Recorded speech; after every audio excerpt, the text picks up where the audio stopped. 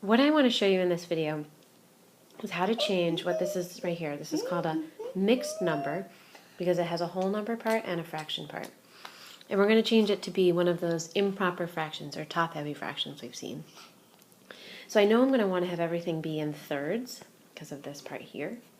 And then I have to ask myself, if I had two wholes, there's two holes right here, I know that one whole would be 3/3. And then I have another whole that would be 3/3.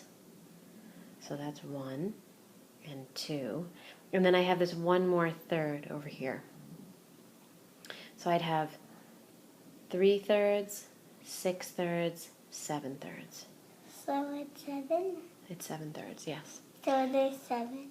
There's 7, yes, exactly. So That makes 7. So I'm going to show you just like what Kate is saying here.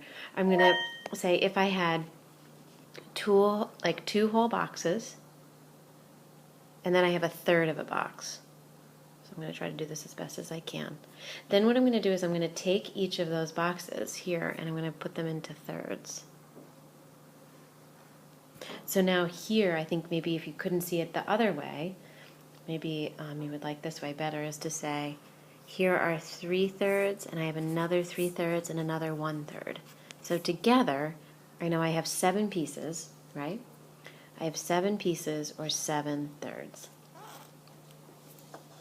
If you instead want to, you can take this same mixed number, and there's another way for us still to get to 7/3. What I can do is I can take my denominator and I multiply it by my whole number and I add the numerator. So let's try it and see. So 2 times 3, okay, you've seen me use the star before for multiplication, is 6. 6 plus 1 more is 7 for 7/3. Where that's coming from is just like we saw on the last page, the last screen, that if I have 2 wholes, this part right here is saying to me, how many thirds are in there? And I can say that there are 6/3 in these 2 sections. And then this one more third here bumps it up from 6/3 to 7/3. Let's do one more. Let's take one more. So let's take 3 4/5. So I have lots of ways I can do this. I can think about I have 3 holes. And I'm going to figure out how many fifths are there in there. So 1, 2, 3, 4, 1, 2, 3, 4, 1, 2, 3, 4. I'm sorry the drawings are not perfect. But I can see in here that there are 15 fifths in the 3 holes. And then I add 4 more fifths. So together that's going to give me 19 fifths. Let's try it this other way, if you want to. If you don't want to, it's totally fine. 3 4/5. I can also instead say 3 times 5 is 15, and then I add the 4, and I get 19. So we also get 19 fifths. And you are, I'm sure, going to see here that this 19 fifths is the same thing as 19 fifths. What we can also do is we could take a top-heavy fraction or improper fraction like 13 fifths and figure out how to turn that into a mixed number, having a whole number and a fraction part of it.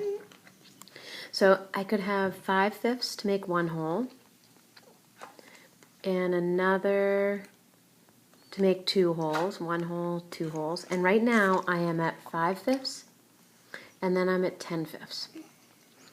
And I know from here I need to get to 13 fifths. So I would need to have 3 more to get to that. So what I can see, just a tiny more, that's right, is that I can see I have, 10. Oh, 10. So I have 2 wholes and 3 fifths.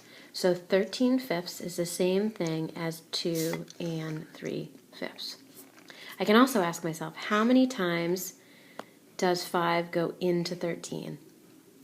And 5 goes in, 5 into 13, and it goes in 2 times.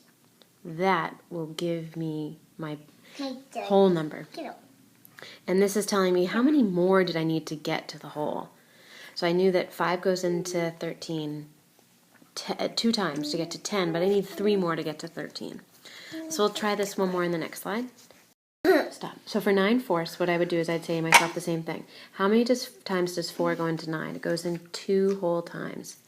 That would get me to 8/4, because here's 1 whole,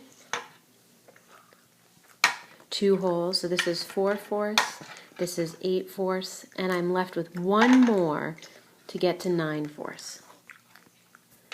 Okay, and so I'd like you at the bottom of your paper on the back side to please write for me, "Go Sox." And then I know that we are all set for Friday's class. All right, thank you.